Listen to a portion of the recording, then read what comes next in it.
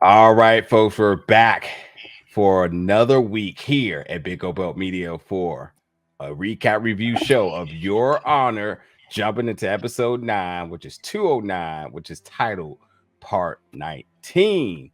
One more to the finale, folks. And I should just mention right now, right bright and early, next week we got something special for you all. You know how we do here. And I'm really looking forward to this one. So before we even talk about tonight's episode, just get hyped for the finale because it's going down. But Lucas and I here doing what we do best. We're going to break this episode down.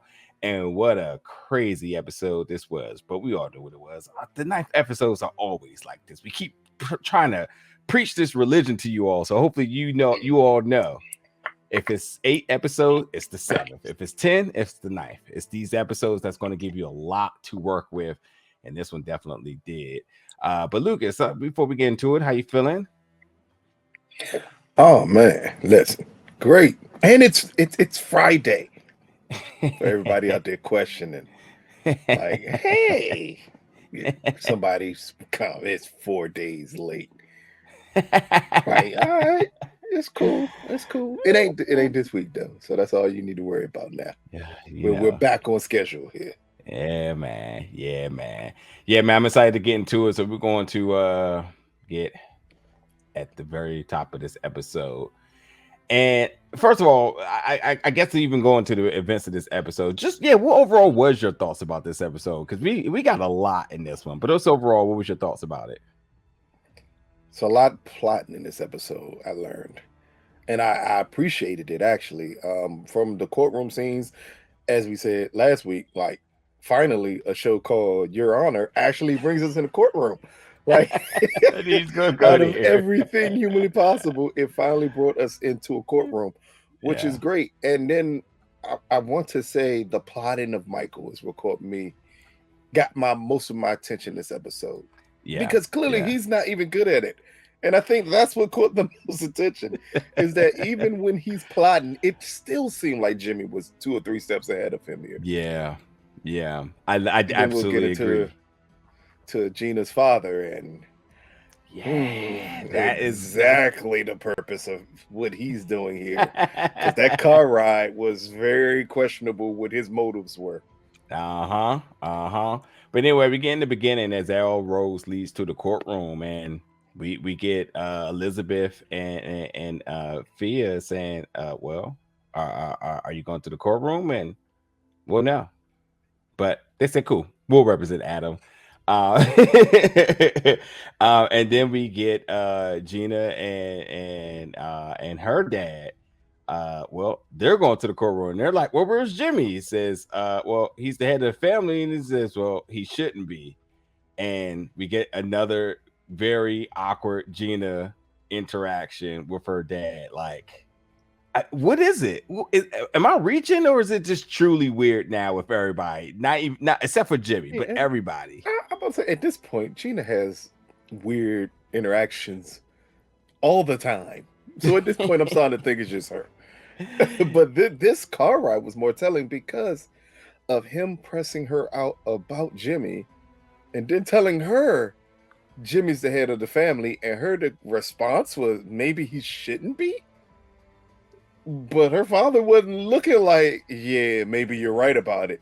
He was more looking like, maybe you're the problem here. Like, because in the end, I think was going to be very interesting, or at least what I'm reading into it is that, her dad is old school. And, in old school, women didn't much so get out of place in their business. And because they didn't, I don't think he's going to give his daughter the leeway to do so. Yeah. So I was paying a lot of attention towards that, and a lot of attention to the way that Elizabeth and Fia just took Michael saying, "Oh, I'm not going," and that was perfectly fine. Like, it's kind of odd that it's your son's the trial for the person who murdered your son, and you're like, no, I'm good. I don't need to go to that. Like, it was kind of a blow off, but I just don't understand. I understand why Michael did it, because clearly he did it to complete his mission to get closer to Jimmy. But it just they accepted it too easily. And Yeah. now I want to know, why did they accept it so easily? Yeah. Everybody in the comments last week was saying, hey, remember that Elizabeth is a senator. And that has not been something they played up a lot this season. And I haven't even fact checked that. But either if it is, I mean, I guess it does show why she has the confidence she does, because she's never short of words and she's never short of wanting to get her point across. And she's determined. I think, like, yeah, she's saying, okay, you're not going for reasons, fine, we'll go, no problem. Not even about to even debate this with you. Yeah, I don't remember much about her being brought up that she's a senator. And wow, that's great. Then I would have other questions, because senators normally have security details with them at all times. And I'm pretty sure an FBI agent or whatever Miss Perez is playing here, stalking around her residence, wouldn't necessarily be a thing that could happen Yeah, I to a just looked it senator. up. It does say Senator Elizabeth Guthrie. So yeah, there's that. Like But yeah, that, you're right. damn it. See, this is why I don't need holes in logic here. I know. I think anyone who's in the area of Washington, D.C. knows that all senators travel with heavily guarded security, Yeah, except for Elizabeth, who for some odd reason has none and can just have random people sneaking her house at will. yeah, Like, yeah. oh, okay. Yeah, okay. Hey, if they're not playing up that she's a senator, I'm going to say it's not important at all to the story. Because if it was, I think it would have been brought up in season 2. And Yeah, instead, they said, yeah, no need. No need. yeah, Who cares what she does for a living? They yeah, just made her a senator because she disappears for long stretches of time off screen. yeah. Exactly. That's it. That's exactly it. That's exactly it. But we get Lee now prepping Eugene for his big day. And at the conclusion of this, she says, all that matters is that you walk out of here with your freedom. I love, and I'm not going to contradict myself, but I love how every bit of a doubt I had with Lee last episode, that is cat. I mean, this is like pro wrestling book in here. It's like this kept selling her short undercoming till she gets that big win in the courtroom, which I was just jaw dropped, like, oh, okay. But even at this point, because like, and I bring that up now is because her prepping Eugene, I'm like, oh, he's screwed. This dude is done. Fried rice. Like, she's like, all that matters is you walk out of here with your freedom. Although I didn't believe in you last episode, and you're a kid, and I'm telling you that you go in there, roll the dice, and do your best. And all that matters is that, like, I have confidence in you because you'll do good. Like, I would think her stance, and her motivation speech would have been a little bit different, knowing that his freedom is in her hands. So Yeah. instead of prepping him, and like she is telling him about mannerisms, everything's always looking at you and whatnot, and all that matters is that you walk out here with your freedom. I mean that's enough to make a little kid completely sweat bullets the entire time. Instead of that, this way, hey, be calm, be natural, don't worry about it. I take care of this. All you have to do is chill. That's what normal attorneys would tell you to do. All of that, stand up straight. They're always looking at you. That's right. Tell a child someone's always looking at them, and watch them look at the direction of the people that are always looking at them. Absolutely. What makes you Absolutely. more guilty? It should have been just relax, be calm. You don't have to put on a show for anybody. Just be yourself. Because at the end, the jury would be looking for him being a kid, not this stoic figure in the court. They would be like, oh, he's clearly guilty here. And I understand you say confidence. You know what? I didn't gain any confidence in Lee.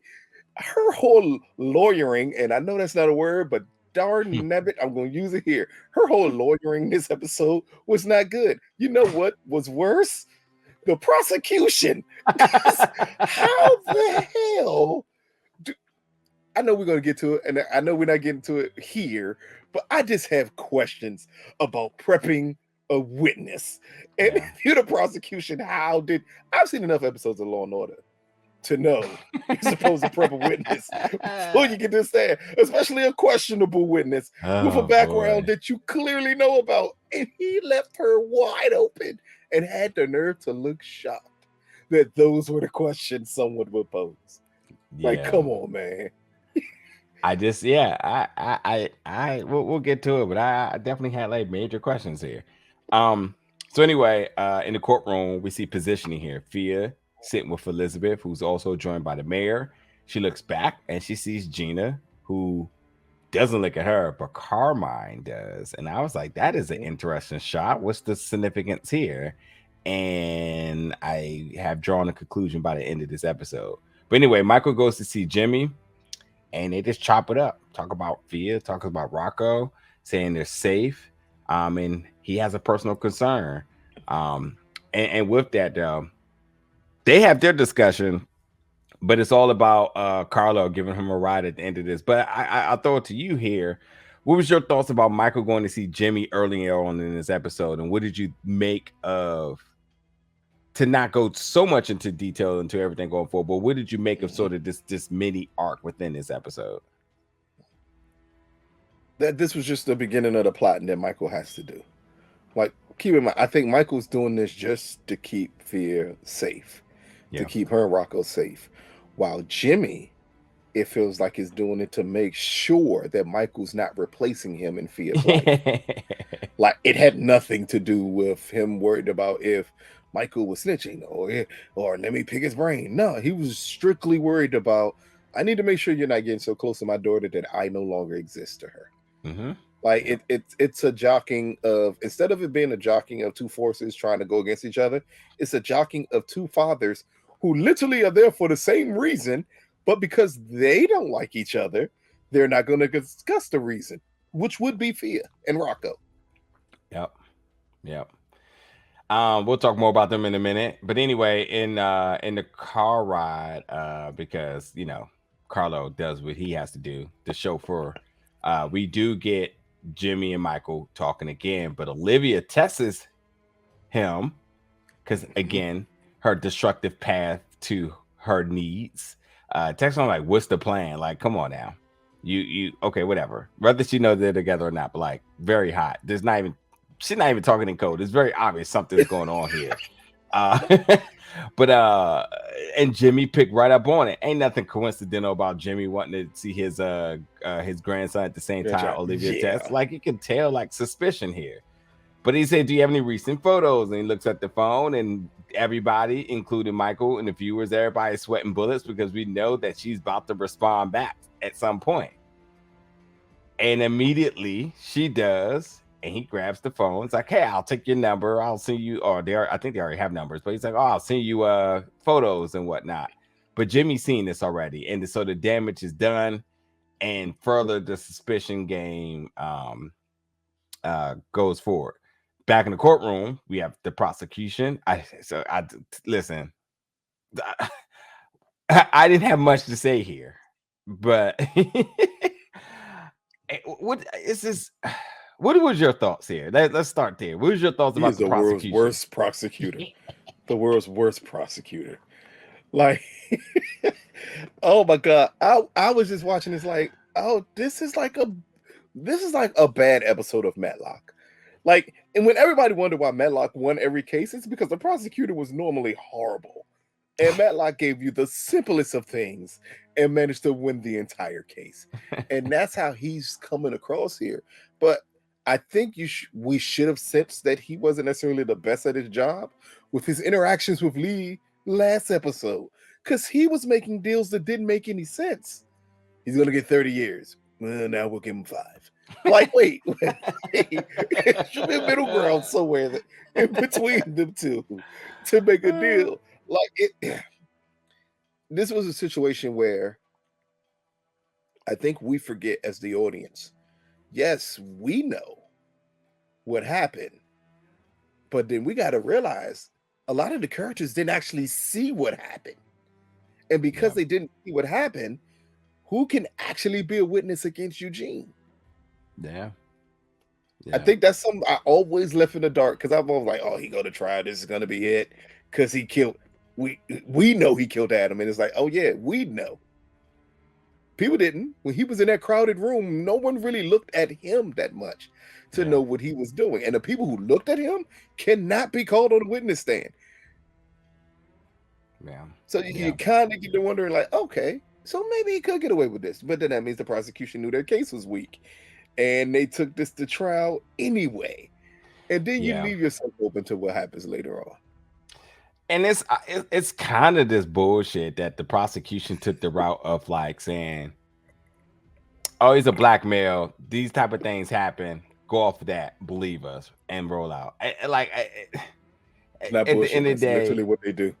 Yeah, that's how they was planning on winning. They built the character off of circumstances and societal perception. Yeah. Eugene is absolutely guilty before he even came in the courtroom on that notion, you know. You're a black kid in New Orleans. Of course, you might as well have Michael Richards. And for people that don't know, I'm talking about Kramer from South. He might as well been a prosecutor and did what he did on stand up when he was like, he's an editor. That's all you needed to do, because that's what the prosecutor is doing here. Like it just isn't good. No one's a good lawyer on this show. I'm just noticing. Did we even have a good lawyer in season 1? I don't think so, because that's why Michael was able to do the things he was able to do as a judge, because there were no good lawyers. Yeah. We get a little Mo. He's getting rolled up by the Desire folks, and this is Chris making this declaration that Big Mo time is up, and they got something special for him. But Lil Mo at this time looks a little bit reserved. But I guess Chris is thinking a little bit of persuasion, and we can get you on board here. So we'll see. We get to Jimmy and Michael. They're at the Baxter District, which looks to be the groundbreaking area. And this is where we see a couple of exchanges of things, as you mentioned, the viewers as we know, but the characters either don't know or have not addressed. And this is the big one here about Jimmy not telling Fia about what Michael has done. Yep. Ultimately, what Adam involvement with this as well too. And Jimmy said something that I think was very sincere without tactic. And he said she was pregnant, and by the time that had happened, she had already been through too much. So we didn't feel like there was a point. And they said we're protecting her memory of Adam. And by doing that, you ended up protecting Michael. And then Jimmy asked, like, "Well, did you tell her the things I've done?" Which I thought Jimmy. I mean, it's a very tick for tat statement here, but I just thought it was Jimmy. I guess. And my question to you, beyond this interaction, with your thoughts about it, has Jimmy ever had a concern about his reputation? No. That's what I'm like. Why? Well, no, it's weird. Gina's father put it best. Jimmy likes the perception that he's just a stern businessman. He actually doesn't like people to call him a mobster or be affiliated in any way, shape, form, or fashion with their lifestyles.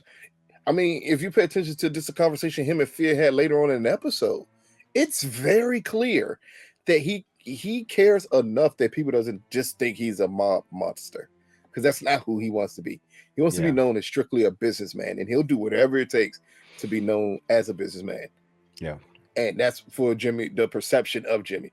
My other thing is, especially with this scene, is I had brought up, I want to say 3 or 4 episodes ago, about, I wonder, does Fia know what Adam did and what Michael did to protect her brother?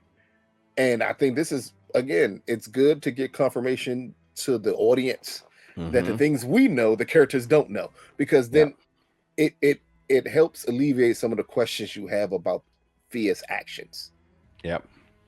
Because if she actually knew that Adam killed her brother, would she carry this torch that she carries for him?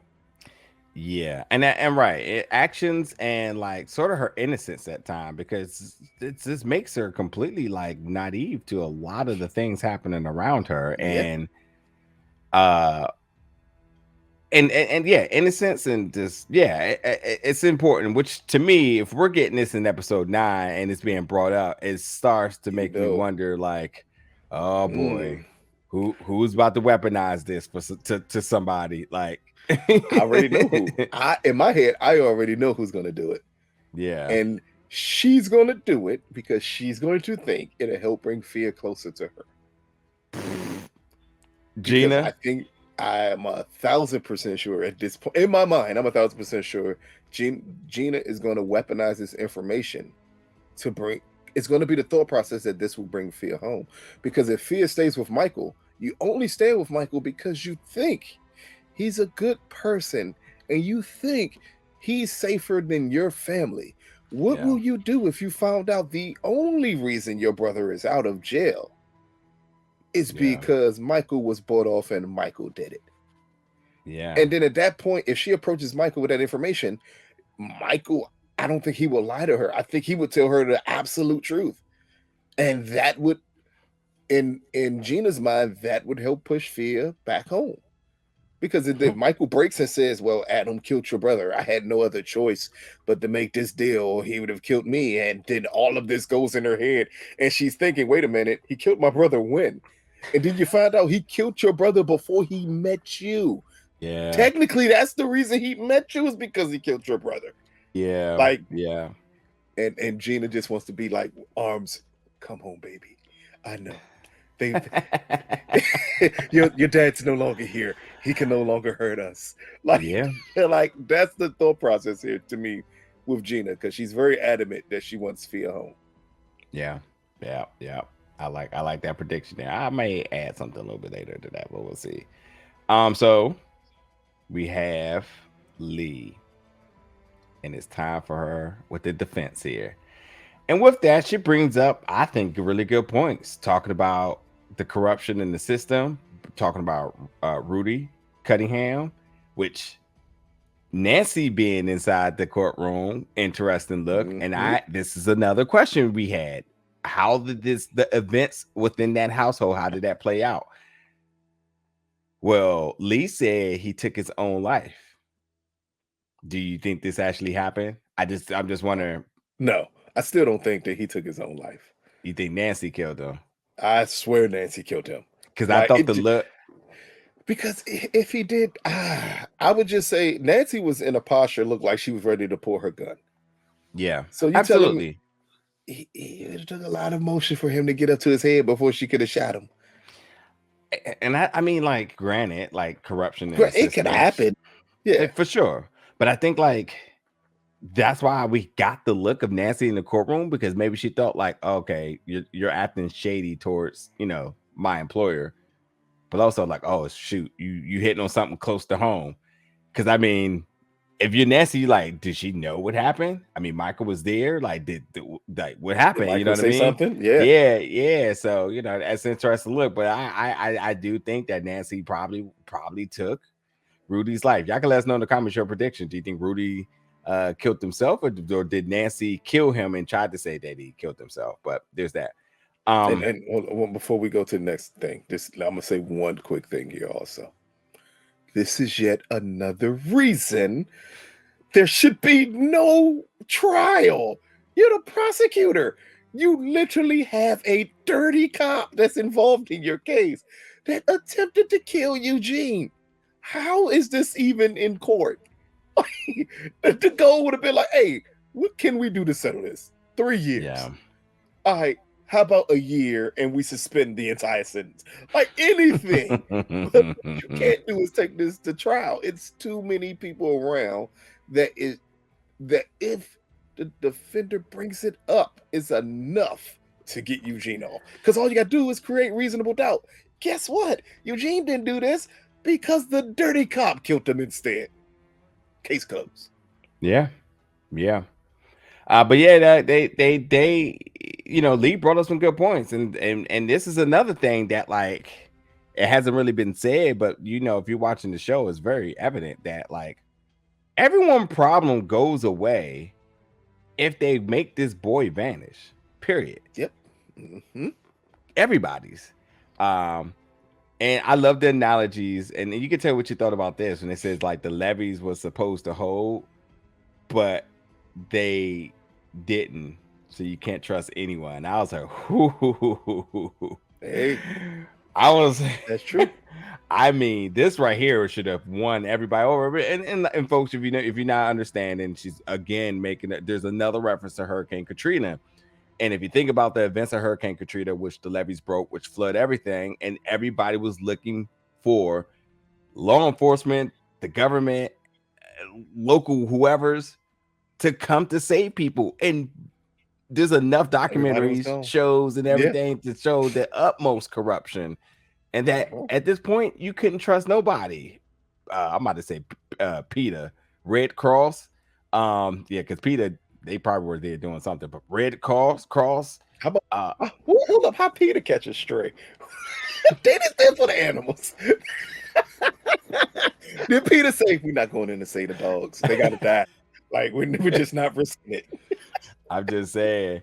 But yeah, and so I thought that was an amazing writing in the script here. And then she says, like, please take care of this child because everybody else turned their back on him. So you get an opportunity to do so. Her saying, do not trust the judge. Have you ever heard a lawyer go at a judge like that? I don't think I've ever had. Again, I've seen so many episodes of Law and Order. It happens all the time. I'm just gonna say that Criminal Minds is a better show than Law and Order. Yeah, because you're smoking. It's all right though. We understand. We understand. We understand. I understand. I mean, brothers get a little bit of press access to review Criminal Minds, and automatically becomes better than Law and Order. I can't believe such stuff of that nature would ever be You said. did go out the way to review Law and Order. Shame on you. I sure enough did. One whole episode. My favorite show is better than both of them though, and that's 911. But now the world knows that's a good show. Been rocking with it since day one. Anywho, Jimmy and Michael, and they're talking about second chances, and I think that like the two of them trying to figure out ways to connect, and as they both admit that they are connected, and so they should embrace that. And I guess the biggest thing here is Jimmy slightly started to propose to Michael about a potential job opportunity here. And he wants somebody around who has this sort of wisdom. And I'm not sure if this is the scene, and maybe this is where it was just proposed. I think this is one where it was just proposed. Yeah. And then the follow-up scene is when him and Michael have the discussion about it. Yeah. And Michael gives the best analogy in the world about you telling me I'm smart, and yet you're right here lying to me. Yeah. Like, come on, make it make sense. Yeah, and I'm not sure which one of the scenes it is, but I do know like at some point, Jimmy basically says like, well, I'm not offering anything to you. It's just there. It just exists. I think that was a smooth way of saying I would like you to be aligned with me. But I'm not saying like, hey, accept this offer. Saying like, no, there's a seat at the table for you if or whenever you want to. And he talked about homeboy that had been around with him for 14 years, and obviously what happened with his fate. But like he said, like, yeah, I got a position open. I got somebody I need. I have a need for somebody I trust, somebody who's wise, somebody who can understand me to be close to me. Now we'll talk about them in a second, but when this was proposed, what were you thinking? And I'm not just saying whether it's just like what were you thinking we were saying, but just the things he was saying. Was there anything that just came to your mind, like any bit of reaction to this at all? Because I had a huge one. My only thoughts about this whole proposal was that I need to get you closer to me to make if I get you closer to me and I manage to get dirt on you, whatever you're trying to get on me won't work anyway.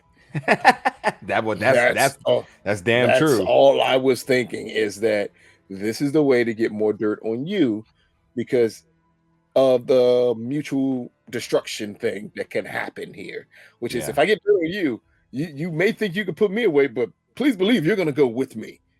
Because other than that, it makes no sense. Why would he be able to trust Michael in any way, shape, form, or fashion here? Yeah. We knew from the beginning that was a lie. Yeah. And then the Yeah. only other thought was the closer I get to Michael, the closer I can get back with Thea. Right. Right. But those are the first two, I would say, things that pop in my head is that he's doing this to get closer to Michael, to get closer to Thea, or you keep your enemies close. True. No, I didn't go that deep. First thing I said was, oh shit. My motherfucking man Carlo got passed over again. And everything that he's been trying to do, and he instantly just hey, Yeezy jumped the jump man. He just Not overlooked Michael that jumped man. Carlo completely. And I just thought, like, it's late in the season, but the drama here. What I think there's a scene with Carlo. Oh, it is because Michael lets him know. Say, hey, because the way you just said that was your thought process. All that popped into my head was, well, then that scene with Michael and Carlo kind of almost damn near confirmed it. Yeah. Well, Michael called him was the most disrespectful thing humanly possible. Oh man. So we gave Little Mo and Big Mo, and this is them. Okay, and this scene is short, but I also think there's a lot to talk about here. But Lil Mo said you blew up a deal in order to press your girl. He's absolutely right. He's not even salty about it. He's just calling the fact here. And he says, I'm here to give you a message from Chris and me, and basically to let them know whatever their plans are. But I can't remember also if this is the scene, but I think if this is the scene, then this is the scene where they start to address family. And if this is not the scene, then we'll cover it. Okay. So my one thing, and I'll give it to you, is that Big Mo is only even being any bit of rational right now is because, well, her girl has constantly preached that, like, her decision makings and all of this boss tactics in jeopardizing the family around her isn't going to work for her. And I love what happened later on this episode, because it's like a kid that they do something wrong all the time, but when you add the incentive of reward, they do it right one time, and they forget about all of the lessons you taught them as to why you need to do what you're doing. Hey, tie your shoe. They don't do it. Tie your shoe. They don't do it. Tie your shoe. You don't do it. Hey, tie your shoe. I'll give you $1 if you tie your shoe. They're like, oh, okay, cool. They tie their shoe. Next day, the shoe's untied, and they fall and bust their head. And you're like, see, listen, like, so, or the way you put that analogy, when you tie your shoe, I constantly ask you, you never do it. I pay you, you do it, and then I look at you and say, huh? So that's what it took. Yeah, great. So this whole time you could have done what I asked, but you chose not to. Yeah, I think well, when we do get to that scene, that's what it felt like the most. Was this whole time I've been telling you to do this, but it took for something bad to happen for you to actually do something I told you to do in the first place. Yeah. It's interesting. It's interesting, but I think that, like, she's starting to turn the page and understanding that she's not always right. Lil Mo coming to her very casual with respect, but also hipping her and transparency. So to me, what happens later on this episode was no surprise, but we'll talk about it in a second. Gina testifying, and this was something, the cross-examination. And I think at this moment right here is when I said, all right, Lee, I'm sorry. I am completely sorry, because you shut it down here, and you shut it down. You shut it down in a way that I think that, like, us as viewers, especially here at the show, I think we would have handled it by just the abundance of facts we got about things, and the way how they spun it into her being a lawyer, I thought was really good. And I was kind of wondering, like, where are you going? Where are you going with this? And obviously with the judge getting involved, letting her know, like, listen, you got one more time. I'm like, oh my gosh, she's about to throw this. And I was like, she is who she is, who I thought she was. And then she definitely came back and the game winning drive in the 2 minute in the fourth quarter. Like, I was surprised because she said exactly what you just said earlier on in this episode. we know what happened, but they don't. And we first of all, I'm gonna keep it 100. That scene I never assessed because I never thought there was going to be a season 2. So why would I assess that scene in terms of what happened and who saw what happened in that room? The season was over. The series was over. So I was like, oh, that's an amazing cliffhanger. But we come back, and the first thing I said in the beginning of the season was like, what's the story arc for Eugene? He shot him. They're after him. Boom. But who actually saw him? Yes, there's been this change in words in terms of what happened, what he admitted to, and understanding that was bad for business as that starts a turf war. But who actually saw him? And the fact that she played up saying like, oh, you would do anything for your son. Facts. Even take a bullet for him.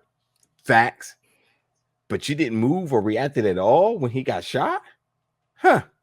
So that tells me you ain't even see him at all. I was like, oh my God, run that shit back, Turbo. Like, come on now. She wasn't even playing in the courtroom. But I'm curious. I'm curious with you, since you got your Law and Order degree. What? You were shocked by this, and yet and still, this was the classic Law and Order setup to the T, down to the judge saying, "You have one more time." Like if that was Raphael Barber, who's a lawyer in Law and Order, like, and the judge did that, that's when he shreds who's ever on the stand, because then he just decides, okay, if you're gonna take away my sarcasm, I'm just gonna give facts and break down the case and break it down how it is impossible that you saw the shooter. That's all I was waiting for. And the moment it happened, I was like, that's my Law and Order moment right there. Like it pieced together everything perfectly of saying like, okay, so the moment she started off with "you love your son," I knew exactly where this was going. I said, she's about to use everything against her to prove that you never saw the shooter. Because I think the only one who possibly truly saw Eugene was Michael. Yeah. And that's why Michael said, don't put me on the stand, because I can't lie. Yeah. Last bit of this scene was Gina's is on the stand. Carmine looks at her, and the question to you is, was he happy or was he not? Oh, he wasn't happy at all. See, I said the same thing at first. But why would he not be happy? I couldn't land a reason to say, like, why would he not be happy? Because I think to give any reaction wouldn't make sense. So I kind of looked at it again. I was like, I think he is showing a sign of like happiness, like almost as if this was a good thing. Oh yeah, I'm going to tell you, but I have a sense that like Carmine was kind of like, oh, you did exactly what I thought you would do up there. Good for you. You swear you so big and bad, and Jimmy shouldn't be here. And look at you up here, and you just made a fool of yourself. But Jimmy's dumb. But Jimmy shouldn't lead. Okay, got you. No problem. Okay, so then we got to the same conclusion, but with different thoughts of it. I thought he was upset because look at you. You got on the stand, and you couldn't even finish off the case. How was this possible? Like, to me, it was discussed that how did you get caught up in this? Meaning, how was this lawyer who probably went to someone's community college to get her degree, how is she having you on the stand looking so befuddled? Like, I thought that was the anger and the disgust he had, that you understand, and this broke you. Yeah. Because if this can break you, what good are you to me in anything? Absolutely. Because this was simple. Absolutely. But now in complete distress and desperation, prosecution wants to bring Michael Desiato as a witness here. And the judge says, listen to the chambers. I want y'all to submit memos, and then we'll reevaluate it there. Here's what doesn't make sense to me. Lee volunteered the information about Michael last episode in terms of like, I have some information for you if you help Eugene. But then gets completely surprised that he uses it against him. He's a lawyer. Why wouldn't he to win his case? Why would he leave any bit of ammunition on the table? Her reaction was complete. I was expecting her to be more shady towards him instead of just more like to the judge, like, oh, you can't do this. It's 50-50, but you should know that. Just like you should have known it was 50-50 when you solicited that information. So just as, and to help you all out here, let me use my law and order degree. Of course, the judge is going to allow Michael to testify. I hate to tell you this. All of that, write your summons and then I'll decide. No, the decision was already made. Michael's going to testify. yeah, like there's no way that wasn't going to ever happen. Not even because of the finale, because just in the way the law works, he would have to let Michael testify, because if it would, he doesn't want to set that precedence. No judge does. They would much rather let Michael testify and then leave, file an appeal, and get one, and them say that Michael shouldn't have been able to testify, than do the reverse when double jeopardy is attached to it. Yeah. Like, it's obvious I understood that part of it. What confused me more than anything else is, again, with this prosecutor. Lee literally laid out the reason Michael should never be called to the stand. He's a convicted criminal. Yeah. Like, do you want him to go to the stand? Because guess what Michael's not going to do? He's not going to lie. But guess what? Him not lying could him be saying, yes, I saw Eugene shoot my son. If Lee asks him, why do you think Eugene did it? Michael has to say everything. And you know what that's going to do? The sympathy alone for Michael saying, well, we believe the Baxters blew up and killed his family. Well, why would they do such a thing like that? Because I got their son off from killing Kofi, who I framed because my son, like, it would lead to a jury hearing that and having no sympathy for Adam.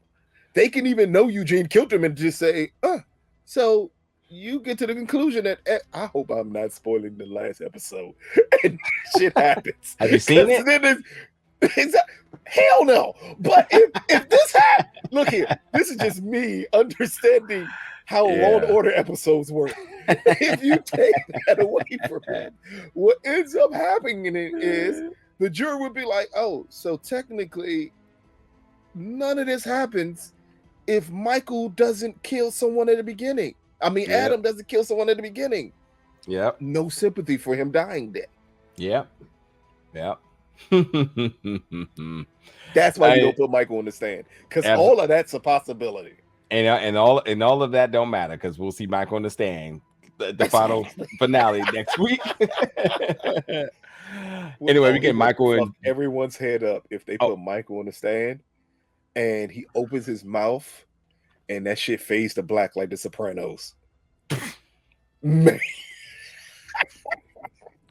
Come on, bro. Come on, I'm not gonna be hoodwinked again on this. And they're like, season 3. This is definitely the last season. This is it. They have said it. That's why I said it's a possibility they're gonna be like, maybe the goal was never to give you a full answer on this trial. Maybe it was just the redemption of Michael. Yeah, could be. Could be. Absolutely could be. And all this happened Showtime, you need to hire me as a writer immediately. And actually, I was thinking about this. Figure that out. I was thinking about this because the beginning of the series started off with Michael in the courtroom, but as a judge, giving people second chances. And the end of it is him in the courtroom on the stand. Maybe he gets a second chance, and maybe that's the story here. Anywho, well, hire me too if we're hiring. Package deal. Michael and Jimmy talk about doing big things, and then Michael kind of goes back about the time where, he was driving the car and put the gun to his head and what that all meant and whatnot. And he talked about how trust in the family isn't about loyalty, but it is about sacrifice.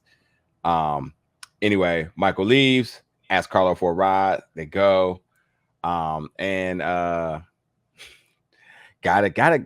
have to give props to Carlo because he did his homework. He's like, I looked up Hurry the Hook. And he apparently realized that he was just fucking with him and whatnot. So good for Carlo for not being considered dumb the entire season. He actually did an educated thing and go and went and looked something up for himself. But it's even funny even looking at my notes knowing like what's about to happen here. But anywho, he says, see, he kept you as a driver. So I'm not his driver.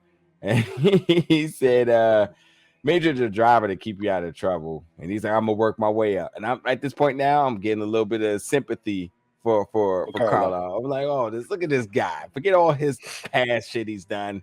He's talking American dream about working hard, putting into work and working his way up. And then he talked about like, well, Jimmy's going legit, but I guess this keeps you in charge of the non-legit stuff and whatnot. And he keeps saying that, as he said, you take care of the less legit things. Anywho, there was a conversation about lying, but it didn't matter though, because my man, Honest Abe, Michael Desiato says, hey, so you offered me a job on his legit stuff. And I'll give it to you. I instead of reading down all these things. What was your thought about this car ride? There's change of words and Michael just completely blowing up Carlo's whole being plan completely here. It started with the ultimate disrespect of basically calling Carlo a chauffeur. Like, it started disrespectful. Then it ends with when he said, well, he's hired me to handle legit stuff, but if you're handling illegitimate stuff, I'm out because you'll get caught. Yeah. Like, just to say some shit like that to Carlo. Yes. And Carlo said, I wouldn't get caught. And Michael's whole point is, like, I got you off last time. I know you'll get caught. He actually that's the thing. He actually, does he know now? But I don't think he realizes that. Because Carlo was so convinced. Yes, I think Carlo was so convinced that he got himself off. That's what makes it so funny. Because Michael knows, like, the only reason you were found not guilty is because of me. Yeah. So why would I want to be a part of any form of business with you? Silly it shows that Michael has no respect for Carlo. He still sees Carlo as a dumb kid. Yep. Little boy. And drop me off right here on the corner. But when he gets off, he says smuggling is a crime and ignorance is not a defense because of the analogy that Carlo tried. See, that's the thing about Carlo. And if we had a season 3, I could see Carlo turning the page for the better. Because he slowly creeps out in terms of like showing signs of like being educated and then instantly goes back and does something stupid about what's considered a crime. The same person who thought he got himself off, but it's okay. I digress. Exactly. So we have the Desire Crew 2.0, and we get homeboy from Texas coming up to work the deal again. And Lil Mo is here because he only does it with familiar faces. And then Big Mo shows up. And Little Mo points his gun at Chris. And I love Big Mo saying, man, I made this shit look so easy. You thought you can take it from me. What did you think about in pro wrestling? We call this a double turn. Yeah. What did you think about this setup? And were you surprised about anything here? No. Okay. And how could Chris be? In the end, Little Mo said it perfectly. That's my auntie. Like, in the end, they're actual family. And all he had to do was pay attention to the first thing Little Mo said when Chris approached him in the prior scene. He said, man, you did that. Desire's all about family and loyalty. And Chris like, we're Desire now. Nah, man. No, that's not how this works. And at that moment, I knew like, oh, he's definitely going back to Big Mo. Yeah. Because you set yourself up. Because once you cross one person, what makes you think I'm going to have faith you won't do it to me? Yeah. But the one person Little Mo can depend on to always be honest with him, even if it leads to them beating the hell out of him and leaving him on the curb somewhere. Yeah. Big Mo. That's right. In the end, she'll always be honest with him. Because she sees no reason not to be. Yeah. And Chris did everything out of emotion. I always say, when you do things out of emotion, you could put yourself in a situation like this that's going to cost you a lot. And then this one, it cost him his life. And all of the knuckleheads that decided to team up with him and leave Big Mo. It's like you put yourself in. You did all of this because a kid got into a stash house and stole drugs and got drugs and then died. Instead of blaming the dumb kid for taking the drugs and dying, His you little brother. still blame Big Mo. Yeah. I mean, obviously, he saw it as an opportunity to gain some power, even though his whole approach was, we're going to stop Big Mo for corrupting our streets. Because Okay, cool. I need to corrupt them.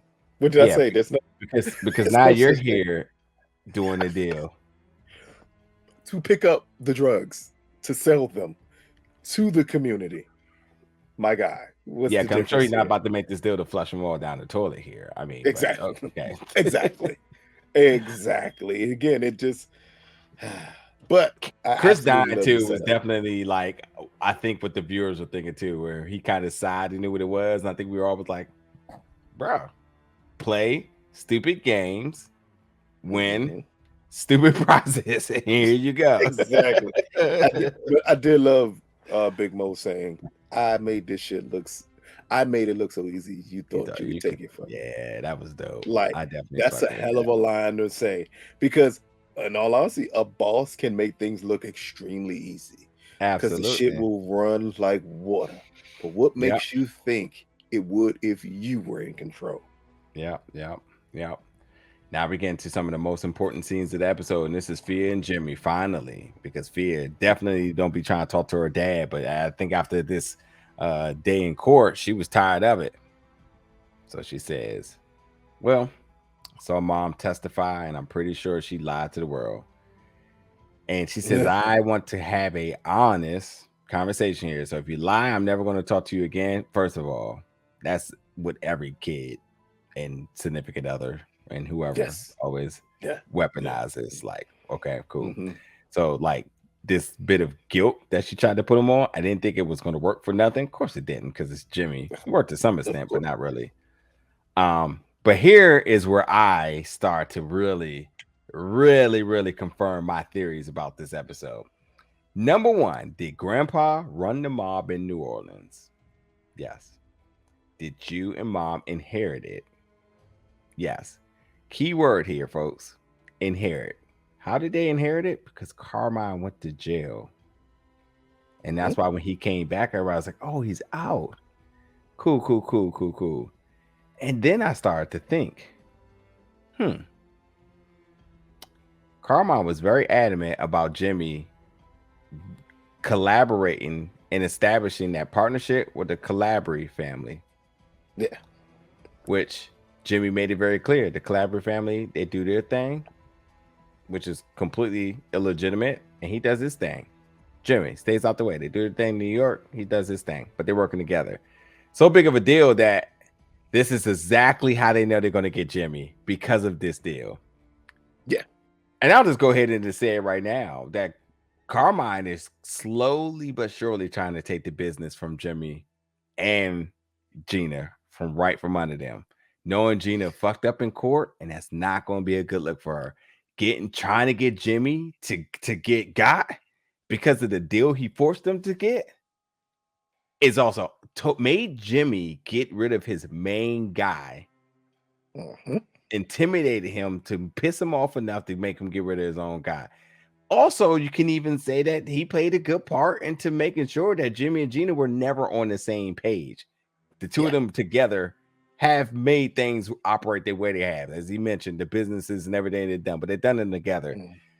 And then you think like Carmine's it's a big name and it's a big casting. So what's ultimately his plan here? Besides coming in playing peer mediator? Clearly not. I think he was exactly happy that Gina did what he did because he knew his plan was going into play. She fucked up. She's literally about to get herself exposed. She cannot run a business, confirmed. Also with this, we come to find out that inherited, which means that they got this not because he passed it down, but because there was no other choice. He never wanted to give them. And as they mentioned, he's a big guy. A top mobster. Why would he come back and not want to be on top of the throne? So to me, all this is just to say that Carmine slowly but surely was planting seeds in order to take the business back from under them. But anywho, Gina asking all the hard questions and whatnot. And then she asks us about, were you responsible for the death of the Jones family? And he said it was a gas leak. And then Gina gives him information, says, well, just want to let you know, the assistant U.S. attorney is investigating you because of what you're doing, which is the collaborative deal in order for the Baxter District project that's going on. What did you think about this scene? Because I don't know if you thought as much as I thought about this, but I knew there was something juicy intertwined in all of this. I thought, one, I don't think Fia believes Jimmy. Okay. I believe she fully thinks that he killed the Jones family. I don't think that was ever a question of hers. I think this was more of a fishing expedition. Yeah. Even to the extent that at one point in time, before we get all the way to the end, I thought it's a possibility that she had a wire on. And that's what she was trying to get the information from Jimmy for. I think it went so bad in court, and I think that's why they showed it so well and her reaction to it, that if Gina's lying, Jimmy has to be lying. And I think that was her thing, is like, there's no way she did this by herself. It had to be with my father. Yeah. Up until she then told him that they were looking for him. Yeah. But I'm still not sure if she told him that to help him or to see his reaction to it. Yeah. Yeah. Because what moves now does Jimmy make by getting that information? And is this part of Fia's plan to help hurt their business? Because it hurts their legal business. Oh, for sure. Now that Jimmy's backed out of this deal. 1,000%. 1,000%. Oh, it's interesting. It's definitely. I am completely interested. I'm interested to see how the finale plays out. But Fia playing a part in the way she did right here, just really solidify every bit of the thoughts and yet speculation I had about what Carmine and his involvement is. But yeah, I think Fia's getting in the game too, and I think she's trying to completely self-destruct this family. Period. Which means that she's not going to have a relationship with Carmine too, because everybody knows what he's about, and she's obviously trying to stay away with that. Especially when they gave those pictures. Those pictures aren't even from Jimmy; it's from Carmine and his reign. You know, the true mobster. You know, so because he already went to jail. So hey, that's what Olivia said. I'm sure the history of your family. Yeah. So, anyway, speaking of Olivia and Michael. Asking, is there anything else? And he says, listen, let's follow Carlo. And then she looks at Michael and says, you enjoyed this, didn't you? And then we get a scene of the mayor calling Olivia and saying, we have a problem. Jimmy called off the deal, scrapped the entire Baxter district. It's all done. Obviously, because of the tip that he got from Fia. Knowing that deal. Yes. And as Olivia focus is trying to get Jimmy, and the mayor, he put himself in a position of a win-win. So like Jimmy backs out. He said, he goes, if you he goes develop with it, I can still give it away. Yeah. Right, exactly. And then if not, then he got Jimmy doing the construction stuff for him. So I don't know why he's so concerned, but I guess it must be lost money somewhere. Gotta be. Yeah. So, so we get Big Mo a little. Or is he wondering that if Jimmy's being pressured and he's pressured out of backing out of this deal, and Jimmy knows a lot of stuff, what can trace back to Charlie? Yeah. Because technically he did make a dirty deal with Jimmy. Absolutely, and with Michael. I mean, you have to be suspicious when they're all connected. They all did some shit, so you know. So we get Big Mo and her girl. And I'm just gonna say right now that her girl has been singing shady songs this entire time. I know they sound good and whatnot, but like, oh man, they're definitely shady songs. Like she up there singing, I should have cheated. Basically, I mean, she basically What was the song? I cried for you and all this other stuff, and I'm just like, is Little Mo listening to the lyrics, or is she just like hear a voice and thinking it's all good? But I'm like, yeah, these songs are pretty shady, and she's definitely talking about you. But yeah, go away. Not my situation. Go ahead and propose to her, big dog. You don't got nothing to worry about there. But anyway, she definitely leaves this stage, and they go in there and they have their moment. And she proposes to her, and she talked about value, and she basically says how she said something in the means of like how she feels like her best self when she's with her, but she only wished that Big Mos felt the same or something like that. So she didn't accept the ring, and she walked out, and Big Mo was hurt. And this is what I was talking about. Like, she warned Big Mo over and over and over. And I'm pretty sure she saw her come. She saw her coming in with Lil Mo, and it's like, okay, cool, you fixed that. But this is too late, you know. Oh, that's okay. That's what you saw. Yeah. Did you ever think, and for the audience too, did you all think when she walked in with Little Mo that her girlfriend thought, huh, that's great, but our stuff is too late? Or did she think, huh, you're finally back with him, I'm safe to leave now? And what I mean by that is, you're back with family now. Yeah. I won't feel bad anymore.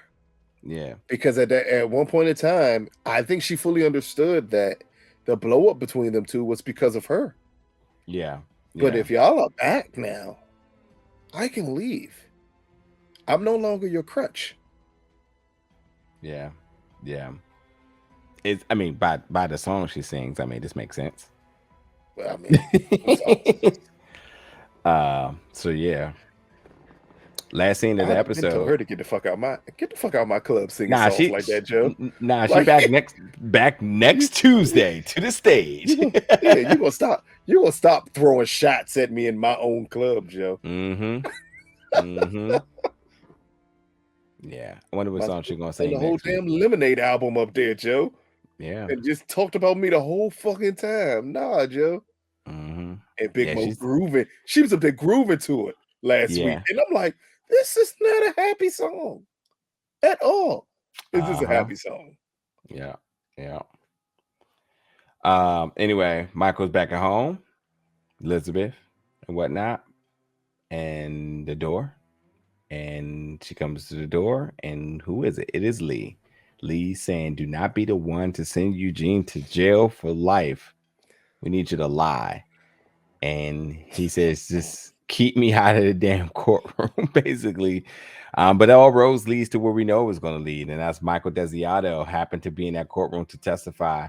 And she mentioned, like, listen, you lied so much about everything. Do one thing right here. And I guess we're going to see if you do it. Yeah, lie for the person who murdered your child. Lie for the culture. Lie for the culture. Exactly. Yeah. No, it ain't gonna go that way. But again, this is why also Lee's not a good lawyer. Literally, Michael needs to come in the courtroom with a Black Lives Matter shirt, and it's a wrap. It's over. You don't even have to say no words. Just point at his shirt, and Eugene good. One thing any lawyer will tell you, the most important part of being a lawyer, and I only know part of this because of past life things, not illegal things like y'all keep on wanting to pin on me from time to time, but last life study things. One thing a lawyer never wants to know is if you're gonna lie. Because if you ask him a question leading to him lying, and you know it's a lie, guess who can go to jail also and be disbarred? The lawyer. So it made no sense for her to go in there and say, you need to lie to save Eugene. No.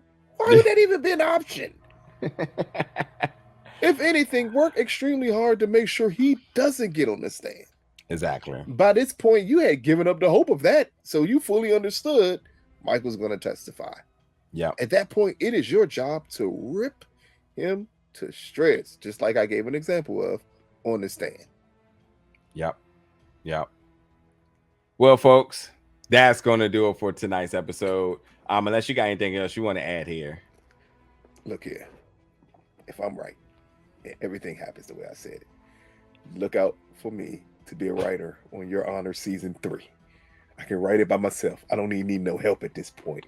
Because if I'm right about this, or if they ended on the artistic level of right before Michael testifies that Joan fade to black, I would kind of love that, because it will make you refocus the purpose of the show a little bit.